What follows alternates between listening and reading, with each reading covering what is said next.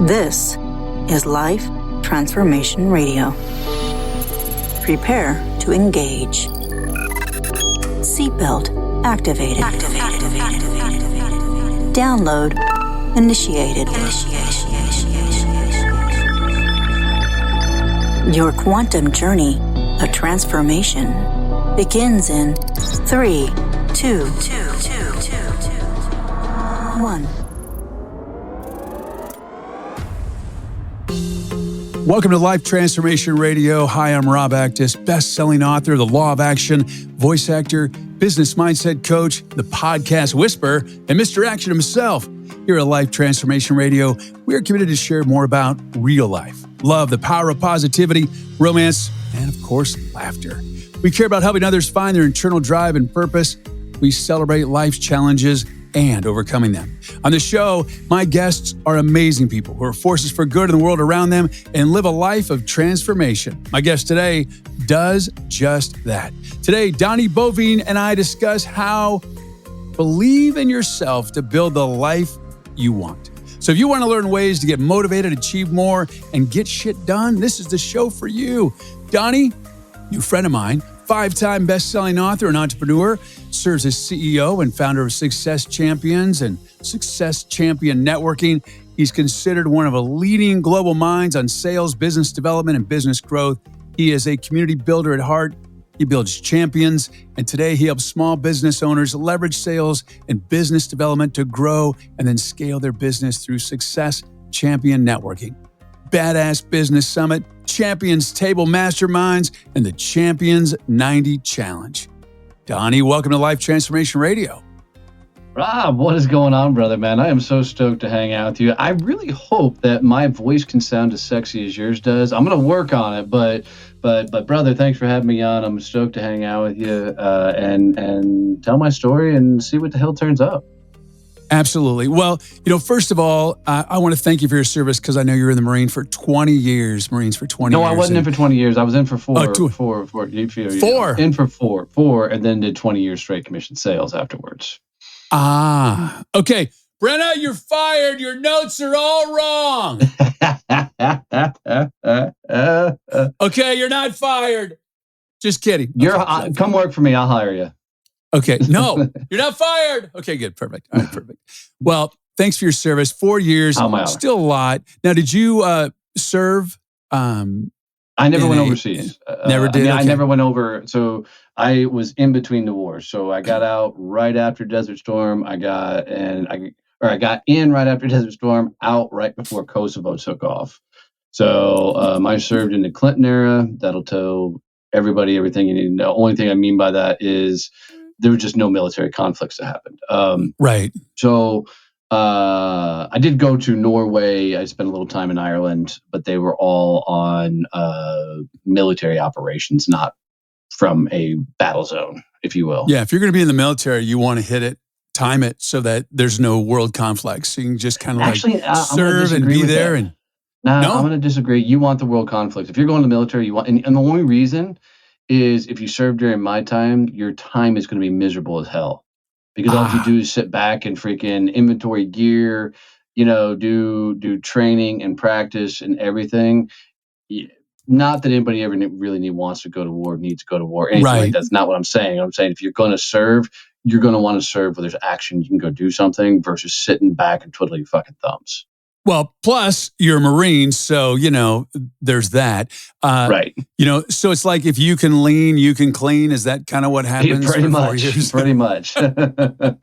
Pretty much. Man. I don't know if you need to be able to lean, as long as you produce oxygen, you're in. Oh, that's funny. So you did 4 years in the Marines. Thanks for your service for that. And I'm sure during that time you learned some serious discipline, especially the Marines. That's what the Marines is really all about. I had a lot of discipline from mom and dad before I went in. I will tell you that the Marine Corps made me grow up. Would probably be the biggest thing it did for me, because I was a punk kid that went in with a chip on my shoulder. So going through and being in several situations where somebody was telling me what to do and I had no choice in the matter, that was a pretty rude awakening. I would tell anybody that my experience in the Marine Corps was a wonderful, amazing experience. I did my 4 and got the fuck out. That's Um, funny. I love it. I'm still not a guy that likes being told what to do. And, I like my freedom and my ability to make my own choices. So the Marine Corps is definitely going to beat you down to what they need so they can mold you into the machine they need you to be molded into. So uh, uh, I became what they needed me to become, which was a heavy drinker that did a lot of dumb things while I was in, and was prepared in case all hell broke loose and they needed us somewhere. Well, So there you go. I'm glad that you made it through. You made it through unscathed, which is a wonderful thing. And thanks well, for your service. Semi I wouldn't say unscathed. unscathed. My body's a little still broken from it, but so they do beat Yeah, the hell out of you. So, absolutely, absolutely. It's all the life experience that we have. So your parents gave you the discipline. The Marines gave you the Donnie, going to wake up. And I personally don't like to be told what to do. good. I just leave me alone. I'll leave me alone. That's kind of the way that I tend to Yep, operate. for sure. You know, it's interesting how the little things in our life and the doors that we open and close bring us to where we are today. So you served in the military, you got out of the military, then what you do? So I did 20 years straight commission sales. So I've never really had a salary job in my life. I turned 40 before I even knew you could do this thing called being an entrepreneur, start your own business. It wasn't something that was in my household. I mean, in my world, you grew up, you got a job, you worked for other people, and you retired. I mean, that was life. So when I turned 40, I started hearing a lot of guys like Gary Vee, Tim Ferriss, Tom Bilyeu, all these people talking, Jen Sincero talking about, you can be an entrepreneur. But I had a great career. I was working for a company called Sandler Training and supposedly became one of the top sales trainers in the country. Not really sure what that means, other than I'm really good at flapping my gums in front of a room. But in Sandler, I picked up partner during a fateful conversation. I decided to no longer be a partner. I didn't no longer buy that company out, or my franchise, I should say, out. And I launched my company. My first year in business, I was under an international non-compete, couldn't talk about sales, sales training, business development, sales management anywhere in the world. So my Wow. first year in business was an absolute nightmare. We almost lost the farm. My wife had to cash in her 401k to literally save our farm and get her Jeep back from repossession because I pissed all of our money away trying to throw money at building a business. And I want to go Uh, back to that because sure. that's a really incredible story. I mean, I don't want you just gloss over that. That's really incredible. So you're in business, you're married, you have a wife that's very, very supportive of you. And I want you to share that Good. I'll tell it story. like I usually tell it. So I was about 6 months into the business and was super confused about what my business was. I walk out the back door of my farm, and to give people a little bit more perspective. So I have a full working farm with goats, chickens, ducks, geese, the whole 9 yards. And I built a second house on the property for my mother-in-law because I wanted her close as she got older. I didn't want her to run across town. So if she had any needs or things, we could be right here and take care of her. So I mean, in some sense, we had built the life of a successful person and a lifestyle, and then I decided to launch a company. So 6 months into running the business, I walk out the back door of my farm, and my wife's Jeep's missing. I knew my wife was asleep upstairs, but the Jeep's gone. And so I called the police and I said, "Hey, I believe my wife's Jeep's been stolen." And they said, "No, sir, it's been repossessed." And I knew I was going to have to go wake my wife up and tell her the rest of the story, which was at that point, the mortgage was 3 months behind and she had no idea. She didn't know how Wow. bad it had actually gotten. So she went in Monday morning, cashed in her 401k, literally got her Jeep back and saved the farm. And if we would have lost the farm, her mother would have lost her place to live too, because it's all on one property. And so she looked at me and said, "Donnie, get off your ass and go sell something." Now, any person of that right mind or any other relationship lot of people wouldn't have held up during that moment, but she, chose to stand beside me, and allow me to get after it. And I'm literally writing the book right now called "The Shit My Wife Said That Changed My Life," Wow. because she's just too many times at pivotal moments said things like "get off your ass and go sell something" that have transformed the direction of my world. And from there, J.K. Rowling said it best, that rock bottom was a foundation on which she built her life. And we're following that same kind of philosophy of, dude, we've been to the worst it can get. So and we went from there to where I am now, running 3 companies, having one of the top podcasts in the world, 5 best-selling books, and a partridge in a pear tree. And so now I use kind of that moment as a huge teaching moment for a lot of entrepreneurs going through it, going, look, don't make yourself an island. It's fucking hard to build a business, right? You're Yeah. going to get your damn teeth kicked in. Raise your hand, say, I don't know what the fuck I'm doing, and ask for help, because there are good people out there that are willing, like me, to just say, hey, this is shit I fucked up. Here's the things that I'm doing. Come do these type of things. Let's build a business. Yeah. Yeah. It's a great, I love that, how, she made a decision to stand by you. And I'm sure she kicked your ass afterwards and said, look what you did. Yeah. I'm sure she did.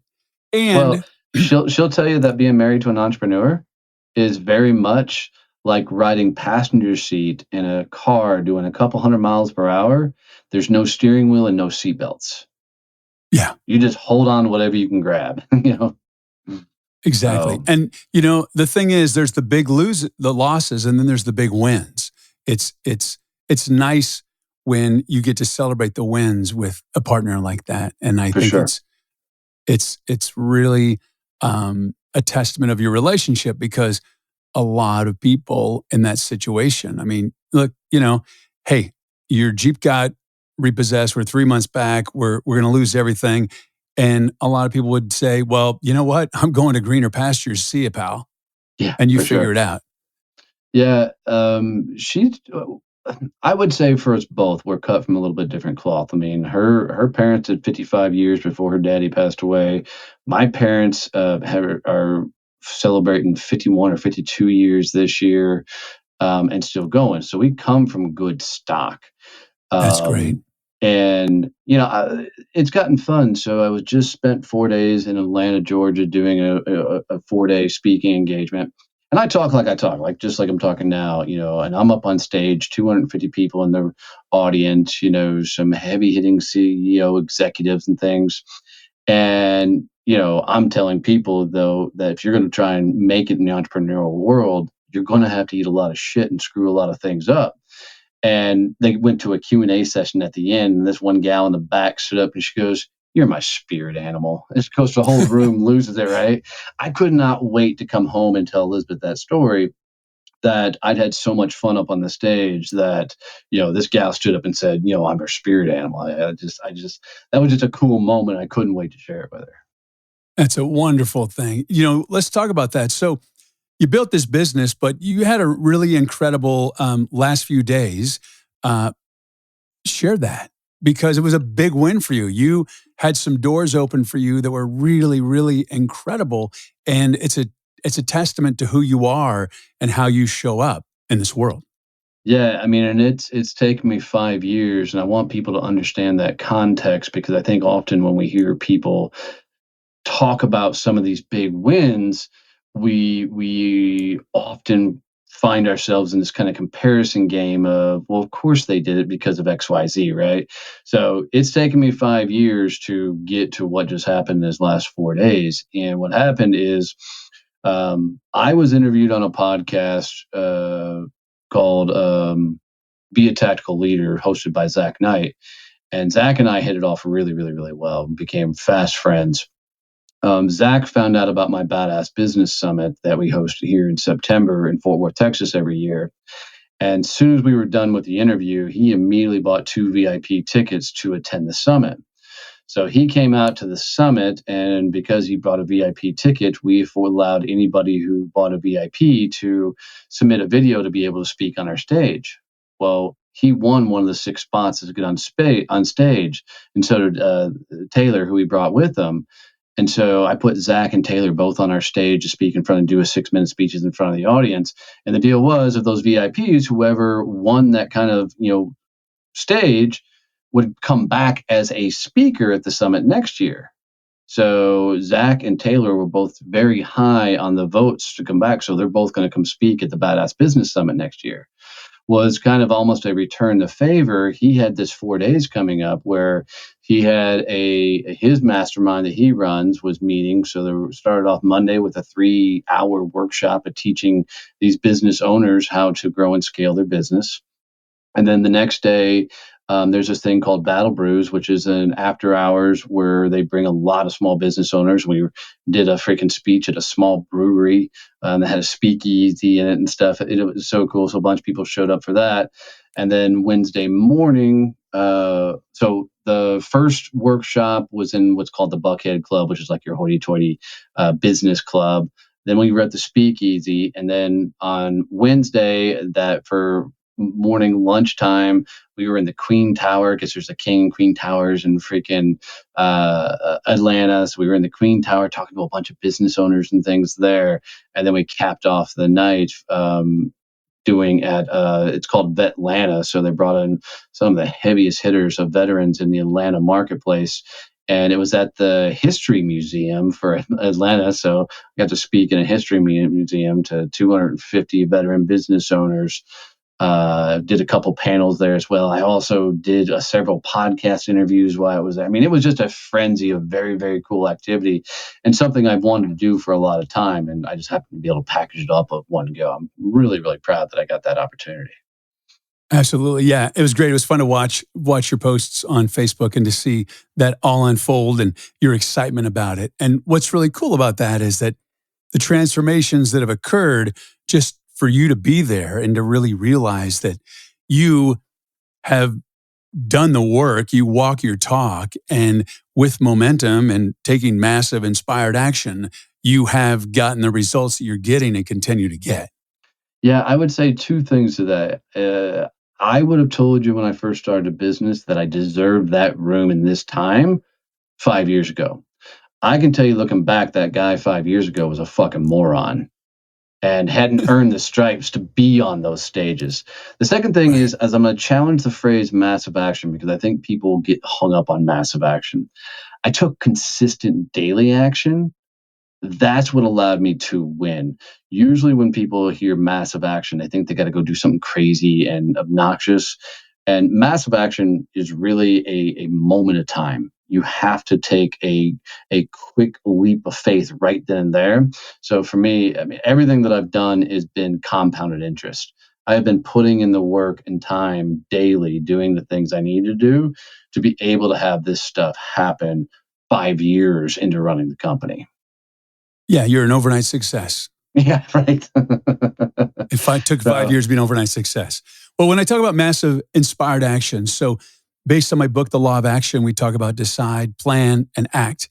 And it's really all about that burst. It's decide, you plan, and then you go boom, and you do it. And the nice thing about when you take massive inspired action, it doesn't have to be a giant leap. It's just being in a forward momentum. And the other thing about that people tend to forget is that you can shift and pivot.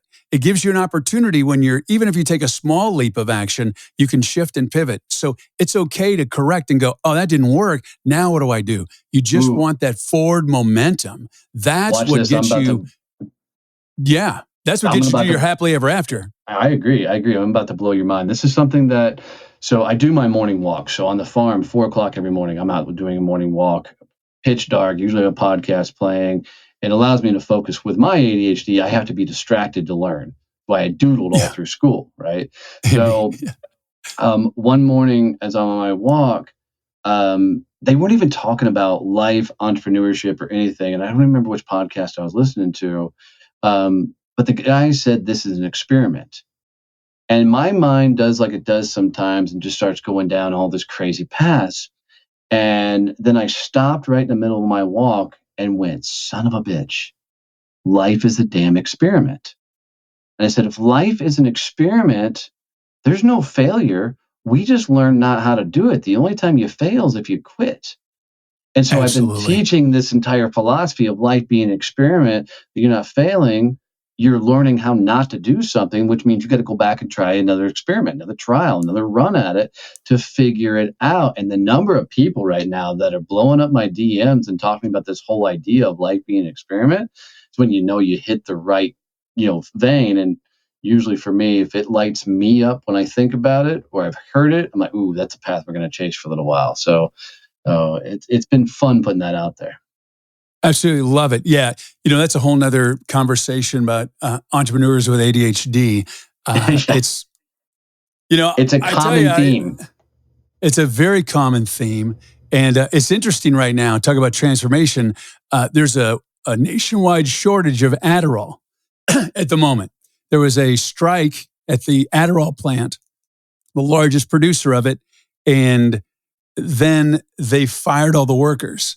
So there's no Adderall. So I know a ton of people that are on Adderall that are entrepreneurs that have ADHD, and the struggle is real. They are really, really struggling. You just can't get it. It's not anywhere to be found, and it's very challenging just to be an entrepreneur, anyways. Then to have ADHD, that gets on top of it. And then if you have, you've been diagnosed and you have your prescription for Adderall and you've used that to get you where you need to go, it just kind of like lowers the RPMs for people with ADHD. It just kind of lowers.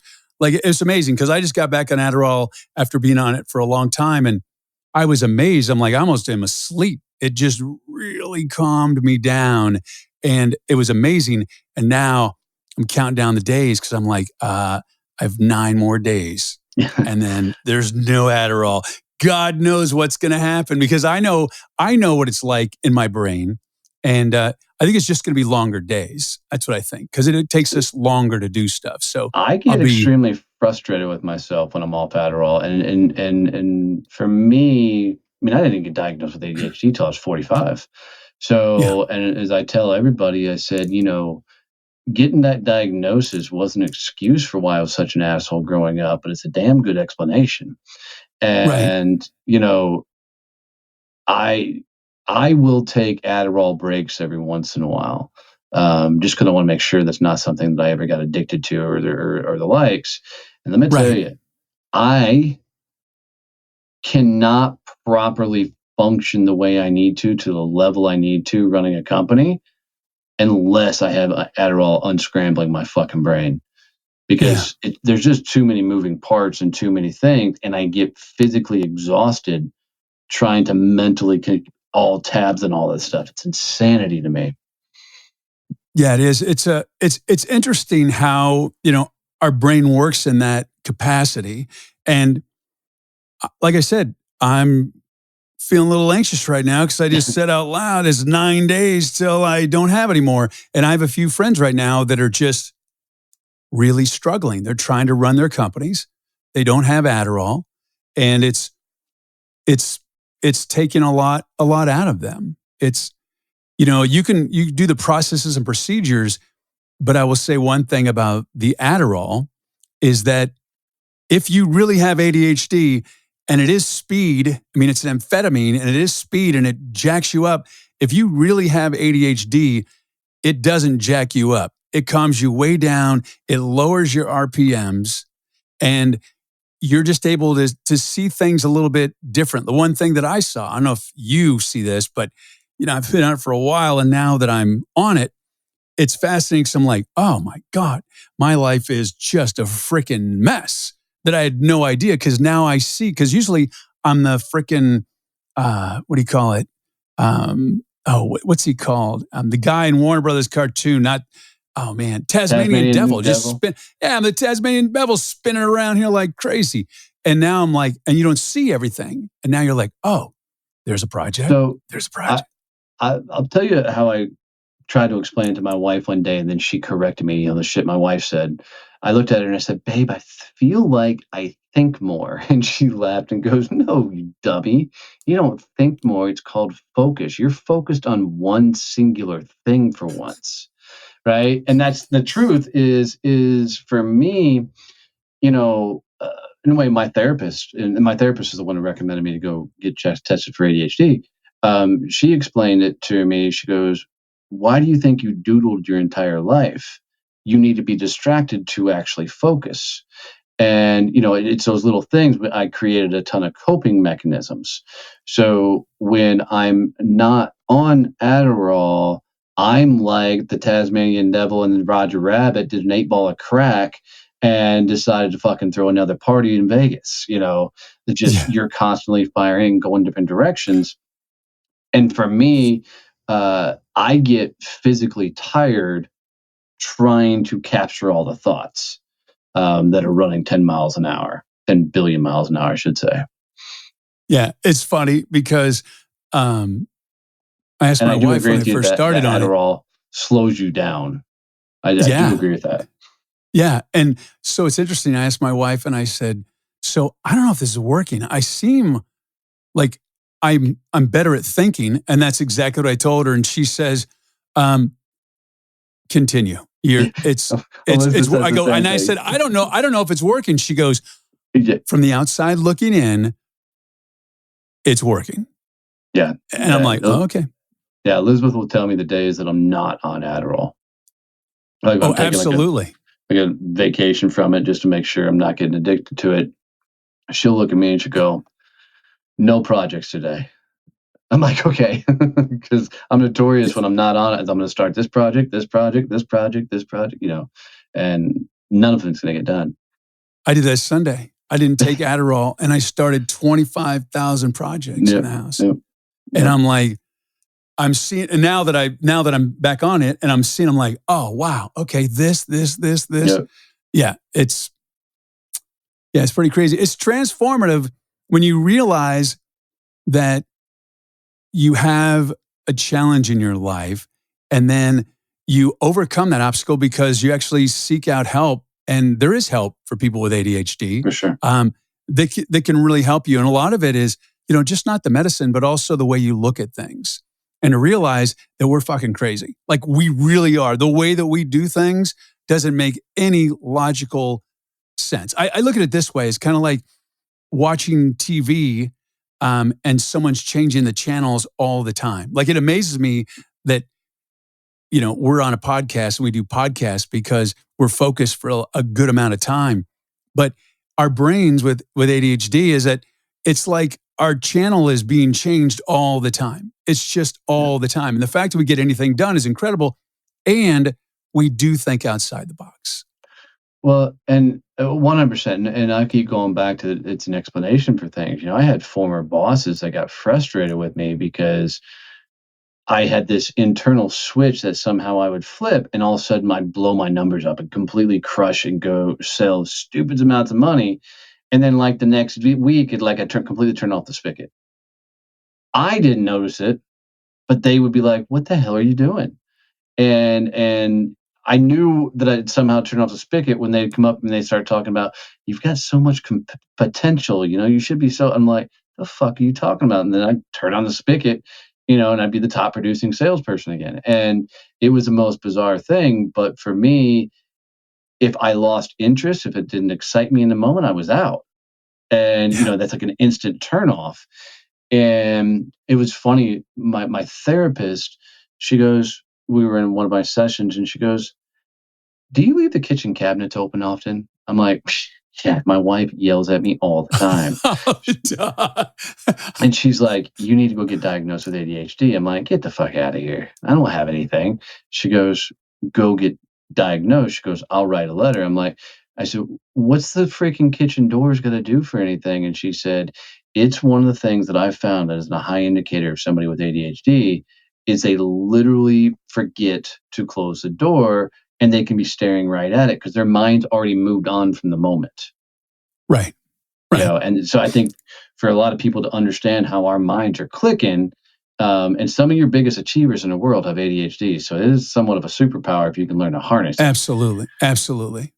But we just move on, even if we're still right there in the moment. It's like when people forget a memory when they walk through a door, we're doing it without having to move anywhere.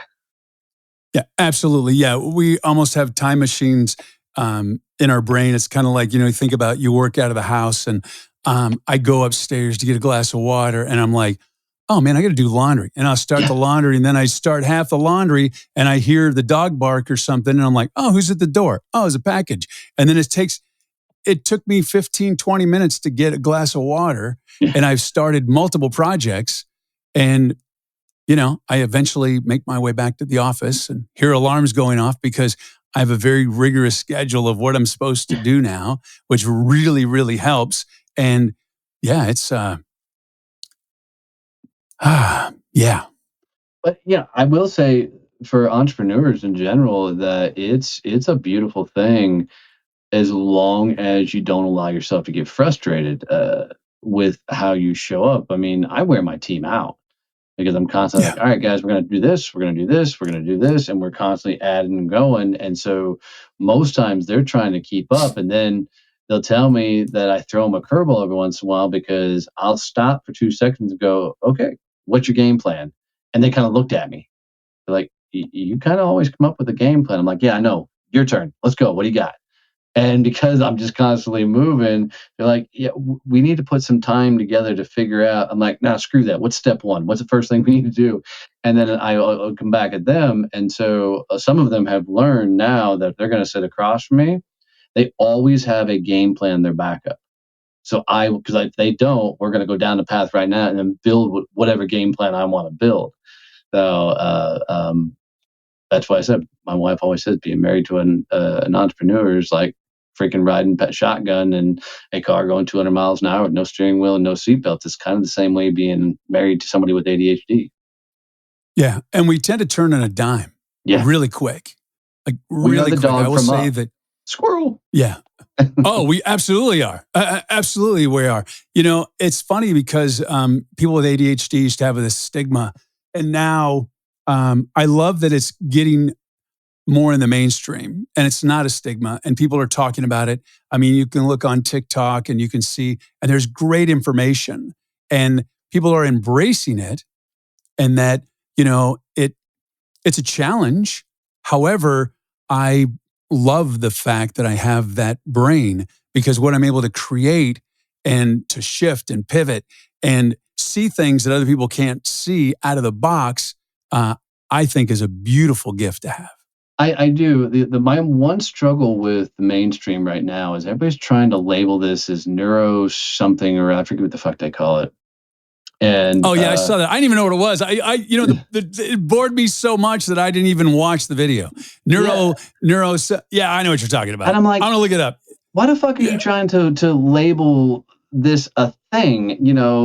Can I just be Donnie? Look, I mean, as soon as you put me into a box and they're roping in, all these different mental things, and I'm like, I don't even understand where the hell you guys are coming from. Yeah. They're I'm trying to think. Yeah, I'm trying to think of what it is. Let me see if I can find it. I know it. Neurodivergent, and the fact I know that in my head, I didn't even have to look it up. I was like before I even got it, but yeah, neurodivergent, and that's a whole nother. Yeah, I don't even know what it is. Now they're taking people with bipolar, ADHD, autism, and they're trying to loop us all in this one big pie. I'm like, whoa, stop. I don't want to be in a big pie of people. Can I just be Donnie? Can I just do my thing? Right. I don't need you to save me. It's interesting about that neurodivergent, and I'm probably going to get hate mail. I don't care. But welcome.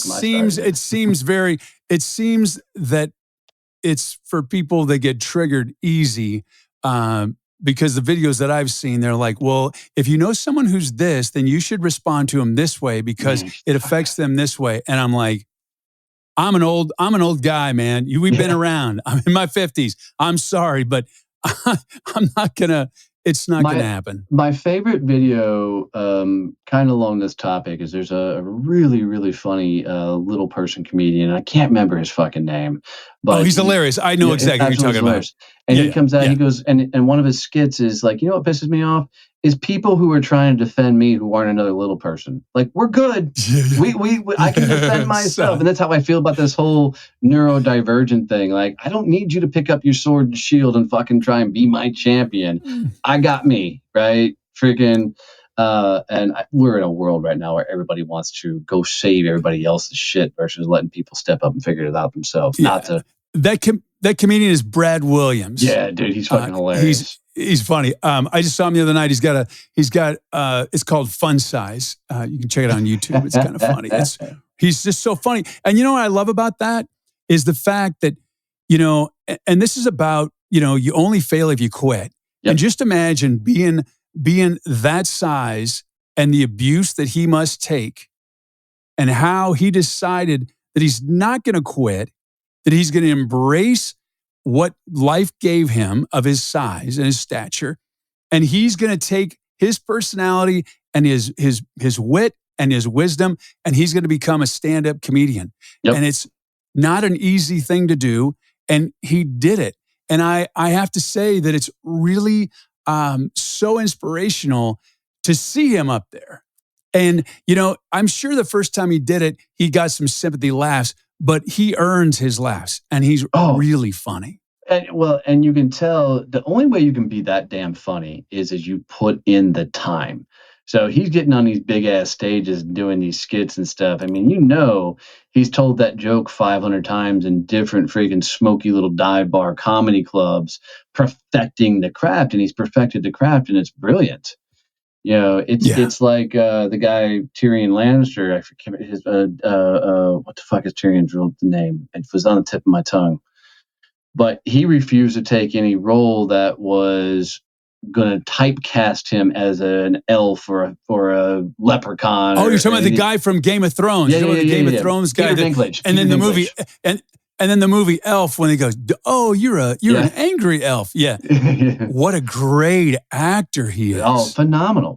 If you want to see one of the greatest commencement speeches of all times, go watch Peter Dinklage's commencement speech. The last 2 minutes of that speech are one of the most powerful speeches I've ever heard in my life. And the gist of it is fail fast, fail better. And he's kind of the one for me that coined the whole thought process of failing better. And like, God, that's brilliant. But it's that whole thing is they took what some people may look at them as a flaw possibly or whatever else and be like, fuck you, hold my beer and watch this and watch me tackle life, and you keep up. Absolutely. Yeah. I love, when we talk about fail, and I'm this way, is that people think that failure is a negative thing. It's a bad thing. It's a marker to let you know where you pivot and adjust to get to where you want to be. It's kind of like you make a sandwich. You want to make a bacon and lettuce and tomato sandwich, and you take your bread, you put the mayonnaise on the outside, you put the bacon on the inside, you don't cut the tomato, and you don't wash the lettuce. You eat it, you got mayonnaise over your hands, the sandwich tastes terrible, and you're like, well, it's a failure. Okay, great. Now, what did I learn different? I don't want the mayonnaise on my hands. Let me put it on the inside. That sandwich was so thick, it was 6 inches thick, so I had a big giant tomato on there. Close that. There was a worm in my lettuce. I probably should clean it. So now you put the mayonnaise on the inside, you slice the tomato, you wash the lettuce, throw some bacon on there, and you have success. And then next time you may say, is it a failure? Maybe I should toast it. But it's all those little things in life that, failure is something that can destroy someone when they look at it as failure. But it's not. It's a marker from the universe to let you know where you can shift and pivot. Yeah, I 100 billion% agree. I mean, this is why I'm changing up the whole thought process, because people get hung up on the word failure. That's why I love this idea that life is an experiment, because if it's an experiment, right, this is just a trial, right? This is just one way of doing it. And fuck, that way didn't work. Cool. Like you said, let's figure out what worked, what inside of that, what didn't work, and let's go about it again and do it better. We do these things inside of our company called Champions Codes. And a Champions Code is just kind of our guidelines for how we do everything in business. So along my driveway, if I go too far to the right, I've got a 40-foot drop off into my creek. And, so when I'm 4 o'clock in the morning walking, I jokingly tell everybody, I got to keep it between the ditches. One way I walk into a fence, the other one I walk to my death, So our Champions Codes keep us out of the ditches. And one of our codes is go break shit. And we put that code in place because I needed myself and the people around me constantly trying new things, knowing shit's going to break, things are going to go chaotic, and doing them anyway so we can learn how to do it right. And we just know if things get complacent, if we're not growing, if we're not doing the right things, then it's 100% because we're not breaking shit. And we're trying to completely reframe how everybody looks at this stuff. Yeah, it's interesting because words are so powerful. Language is so powerful. The words that come out of your mouth really put things into reality. And the language that you use, for one, it's your subconscious mind. It's also spiritual in a universal way. It's so important of the words you use. And over the last years, words have changed and they've taken on such emotional baggage. And I think it's really challenging now for a lot of people to get through their day because of the words and how they impact people, in that they're now very triggerable. Well, there's a cure for that. It's really, really, really simple. And I truly believe this is a cure because there's obviously something wrong. And the cure is the one simple phrase: it's my fault. And I learned this after reading Jocko Willink's book, Extreme Ownership, which I fucking believe everybody in this world should read. But what it did for me is, as I was building the business, is if something broke, I immediately said, man, sorry guys, that one's on me. And my team for the longest time were getting mad at me. They're like, no, you didn't fuck that up. We did. And I'm like, no, guys, look, that went foul. Here's why. It's my fault because XYZ should have happened. What I found is I'm not saying I have a fault.